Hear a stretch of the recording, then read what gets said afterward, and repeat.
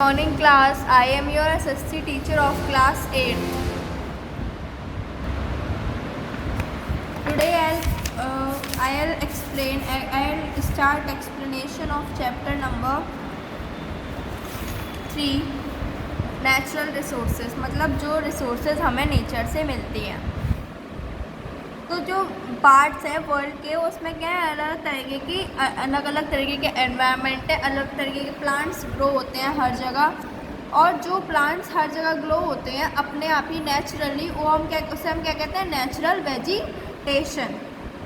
जो original natural vegetation होता है वो क्या होता है, has been modified by human beings. तो जो ह्यूमन बीइंग्स होते हैं वो मॉडिफाई मतलब उसे चेंज कर देते हैं और नया बनाने के लिए।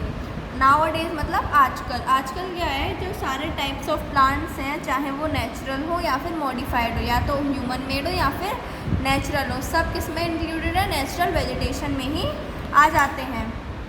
काफ़ी वेराइटीज़ है प्लांट्स की सर्च पे, जैसे कि प्लांट्स अलग अलग, जो फॉरेस्ट है वो अलग अलग क्लासिफाइड हैं, ग्रासेस श्रब्स अलग अलग हैं, फॉरेस्ट अलग अलग है। फॉरेस्ट में काफ़ी जो फॉरेस्ट है वो कैसे उगते हैं, हॉट एंड ह्यूमिड क्लाइमेट में। जो ग्रासेस हैं वो मॉडरेट रेनफॉल जब होती है तो वहाँ उगती हैं, और जो श्रब्स हैं वो कहाँ, ड्राई एरियाज़ में ग्रो होते हैं ना। Natural vegetation and wild life मतलब जो एनिमल्स वगैरह हैं इन इंडिया। तो नेचुरल वेजिटेशन पढ़ते हैं पहले। नेचुरल वेजिटेशन इंडिया है, तो इंडिया के पास क्या है, अलग तरीके के क्लाइमेट्स हैं। कभी ठंड भी होती है, गर्मी भी होती है, ऑटम भी होता है, स्प्रिंग भी होता है। हर तरह का क्लाइमेट क्या है, इंडिया में प्रेजेंट है। तो इसीलिए बहुत ही ज़्यादा बड़ी रेंज है इसकी रेनफॉल वेरिएशन। मतलब जब भी, तो रेनफॉल का भी एक अलग मौसम है, रेनी सीजन, तो उसमें क्या होता है, रेनफॉल होता है। तो जो रेनफॉल होता है वो हमारे लिए क्या है, अच्छा है।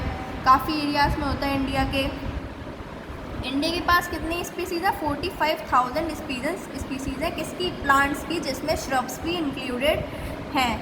The conspicuous vegetation occur compress 15,000 species. कितनी है, 15,000 स्पीसीज़ है, जिसमें इसके 35% से ज़्यादा यहाँ पूरे वर्ल्ड में रिपोर्टेड की गई हैं, मतलब देखा गया है। The total plant well, total plant है वो क्या है, ज़्यादातर फ्लावरिंग प्लांट्स हैं और श्रब्स हैं, जो कि कहाँ उगते हैं, जो फंगाई और एल्गी में जो होते हैं वहाँ उगते हैं।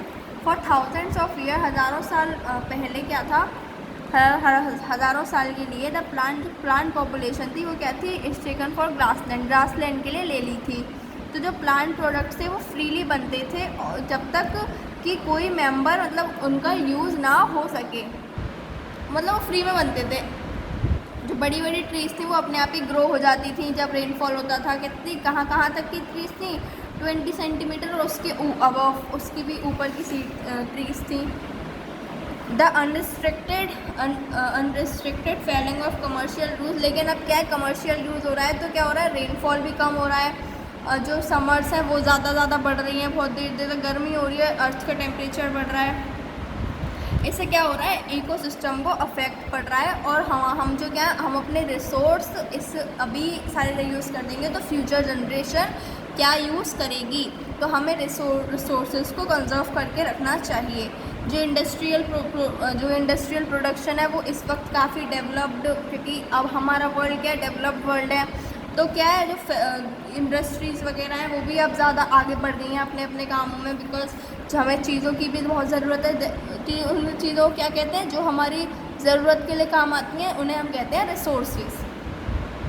अब आता है फॉरेस्ट टाइप। फॉरेस्ट भी अलग अलग तरीके के होते हैं। तो पहला है आपका forest of the tropical region. Tropical region के कैसे फॉरेस्ट हैं, तो दिस रीजन हैज़ एवरग्रीन। इस रीजन में एवरग्रीन और डेसिडुअस दोनों टाइप के फॉरेस्ट होते हैं। जैसे कि नाम से पता चल रहा है, एवरग्रीन मतलब वो फॉरेस्ट जिसमें एवरग्रीन मतलब जो सालों साल हरे रहते हों। और डेसिडुअस क्या है, जो एवरग्रीन होते हैं वो इक्वेटोरियल रीजन में होते हैं, और डेसिडुअस होते हैं मॉनसून रीजन में।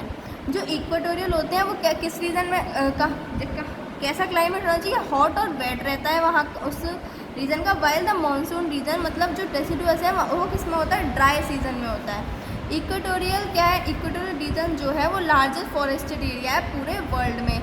जो इसमें क्या है, अलग अलग स्पीसीज़ रहती हैं, जो बहुत अलग अलग चीज़ें हमें मिलती हैं उनसे। जैसे कि हमें कुछ ट्रीज़ हैं इक्वेटोरियल रीजन में जो कि हैं mahogany, ebony, rosewoods, ironwood and rubber, ये सब क्या है, ट्रीज़ हैं जो कि इक्वेटोरियल रीजन में हमें देखने को मिल सकती हैं।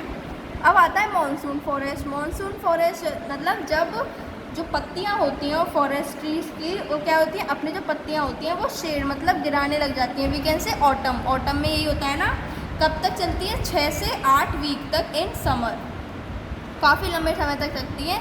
अब ये जो लीफ शेडिंग होती है, मतलब लीव्स गिरती है, कॉमन नहीं है, ये हर जगह होता है। जो ये फॉरेस्ट है, मॉनसून फॉरेस्ट, क्या प्रोवाइड करते हैं, एक नेचुरल कवर प्रोवाइड करते हैं to a large part of the country. जैसे कौन सी कंट्री, इंडिया, राइट।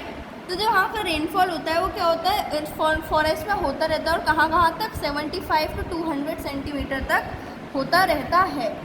इन फॉरेस्ट को, मॉनसून फॉरेस्ट को क्या कहते हैं, डेसिडुअस फॉरेस्ट हैबिटेशन भी कह देते हैं। इसमें अलग तरीके के हम कल्टीवेशन कर सकते हैं और इन फॉरेस्ट को हम अलग तरीके के लिए यूज़ भी कर सकते हैं। लेकिन अब जो कटिंग ट्रीज हो रही हैं, उन्होंने क्या कर रहा है, पूरा एनवायरनमेंट को अफेक्ट करा है, क्योंकि ट्रीज़ की अगर ट्रीज नहीं होंगी तो क्या होगा, बहुत दिक्कत हो जाएगी। तो वही अब पूरा जो एनवायरनमेंट है वो पूरा एडवर्स मतलब रिवर्स हो गया है, पूरा चेंज हो गया है। अब जो गवर्नमेंट और प्राइवेट एजेंसी है, उन्होंने काफ़ी फ्रेश प्लांटिंग ट्रीज लगाई हैं, जिससे कि कोई दिक्कत ना हो। Now next is wild life. अभी तक तो हम वेजिटेशन की बात कर रहे थे, नाउ वाइल्ड लाइफ मतलब जो जीव जंतु हैं वो सब। तो इंडिया के पास क्या है, 65,000 काफ़ी फौना, एक होता है फ्लोरा, एक होता है fauna.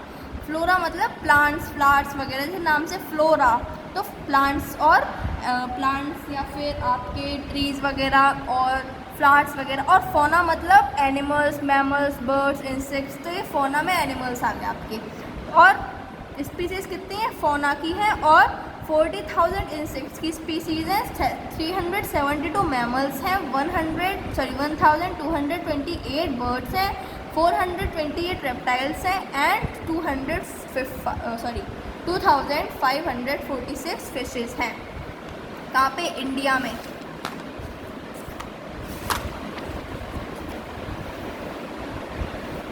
Now the mammals include, mammal में कौन कौन आ जाता है, जैसे कि एलिफेंट, राइनोसोरस, बिजन, ये सब क्या आ जाते हैं, मैमल्स में आ जाते हैं। आप पढ़िएगा इन्हें, बर्ड्स में भी दे रखे हैं, क्रोकोडाइल्स वगैरह, ये सब रेप्टाइल्स वगैरह में आ जाते हैं। जो हिमालयन रेंज में कौन से एनिमल्स होते हैं, गॉड्स, इवेक्स एंड द पांडा। जो large number of butterfly, moths वगैरह, वो क्या है, अब एंडेंजर्ड मतलब ख़त्म होने की स्थिति में आ गई हैं, ख़त्म होने को हैं, बहुत कम बची हैं।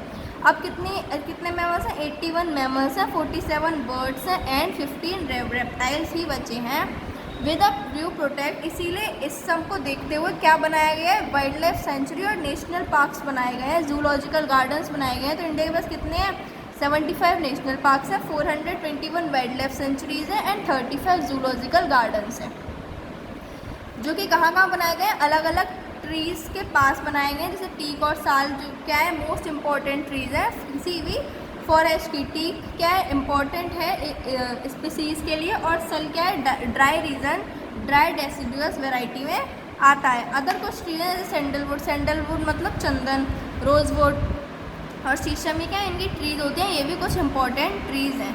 ये ट्रीज़ किसके लिए होते हैं, जैसे हमें कोई फर्नीचर वगैरह बनाना है, बैम्बू की ट्री होती है, उससे हमें क्या बनता है, पेपर बनता है, इस पर हम लिखते हैं, काम करते हैं। ये भी किससे बना है, बैम्बू ट्री से बना है, ठीक है। ऐसे ही अलग अलग तरीके जो टीक होती है वो ज़्यादातर कहाँ होती है, वेस्टर्न और ईस्टर्न घाट्स में ग्रो होती है।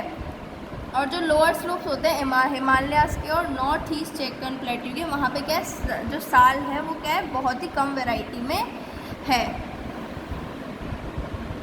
Now this is the part A of the explanation. In the next video I'll continue the explanation from forest of the taiga region.